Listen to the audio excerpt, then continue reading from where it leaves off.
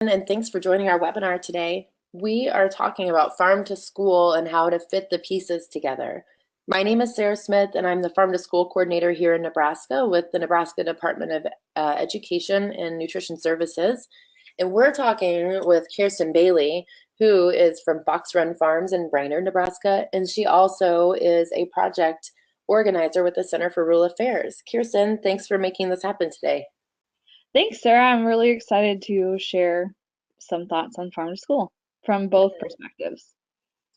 Yeah, I know your whole family is involved in the production on your farm, so it's going to be good to hear about what you're working on with your family on the farm and then the farm to school work you do at the center too.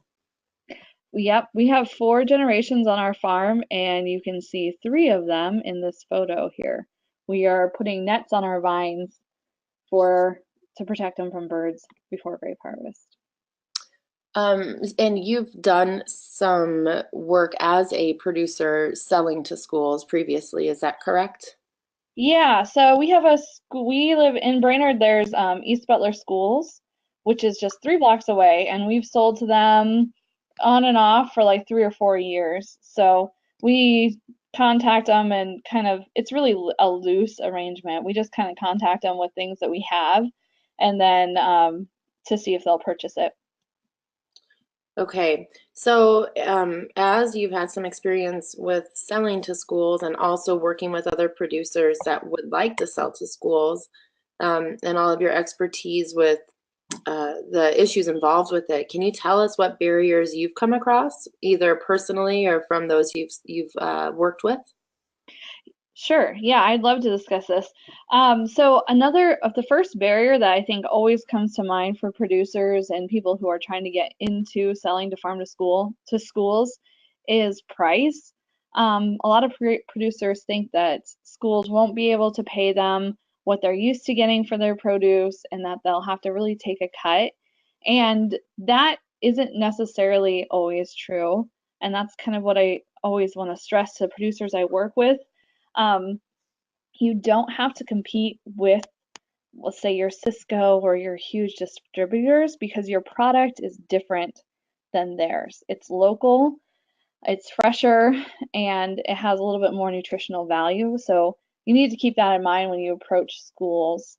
I always think like go in with what you would want to get paid and how much with your pounds and how much like you have, because you might not be able to meet their total need, but might be able to supplement it. And that's kind of where you come into play.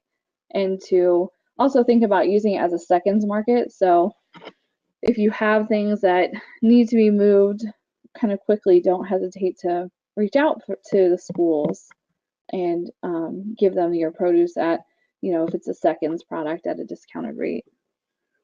You know, I'm really glad you brought up how the products that are local can be different.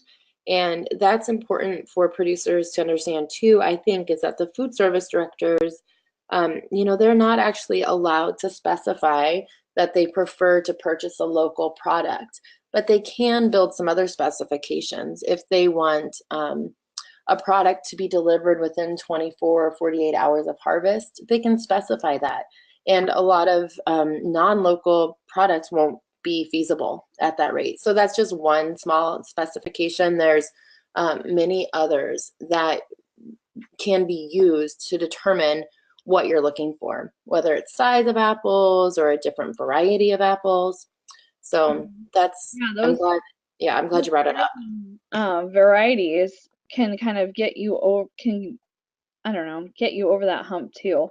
But I think, Sarah, you and I had chatted earlier about some barriers that food service professionals might see. And one of them was not knowing where the farmers were. So even if you just reach out to them and let them know that you're there and that you do have products that they can sell, they might be able to find a place for you, whether it's in like we talked about the snack program or a fruit and veggie program, or even just like on the salad bar one day. That can be kind of your niche and your way in, so to speak. Yeah, and it is helpful to go to the food service staff with a list of what items are available and when. Mhm. As a farmer, it can be difficult to fathom that folks don't understand seasonality, but if you're not growing the food, you might not know exactly what's available when in the different regions of our state. So it's great to provide that list of what you're growing, when it's available, how you're willing to pack it or price it, and give them a start with starting to think, how can I fit this onto my menu and in our program? And that brings me to like the second barrier that I think that producers face is seasonality and the fact that the kids aren't in school at like maybe the peak of production.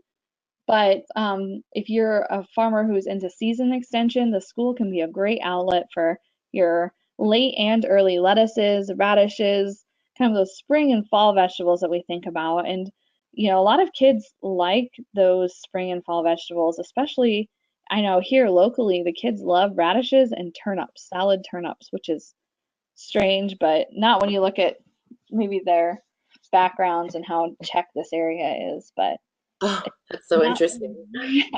like not don't be afraid to just throw anything out there and see if it sticks because the schools are really willing to try things and do those taste tests that we kind of talk about as well. Yeah, and I think it's important to mention as well that farm to school goes beyond the fruits and vegetables. Hmm. And schools will purchase dairy or meat locally. The grains are a great option. Some schools go through a lot of honey. So any product that's, grown locally should not go to the wayside. It can still be, creatively used within the schools.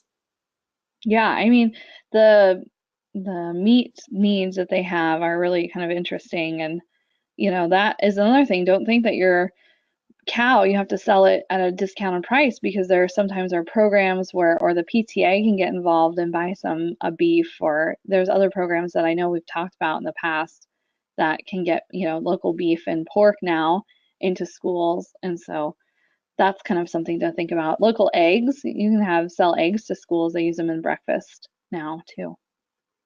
Yeah, and some schools, as they start to grow their program, their budget might only be so much and maybe it can grow in the future.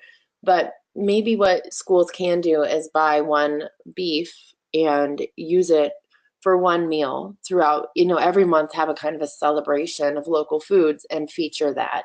And a lot of administrators are getting involved and FFA classes are actually building grills, and I think they may have done this in Brainerd, Kirsten, but Mhm. they're building grills, and the superintendents are grilling burgers, and you see the teachers eating those meals.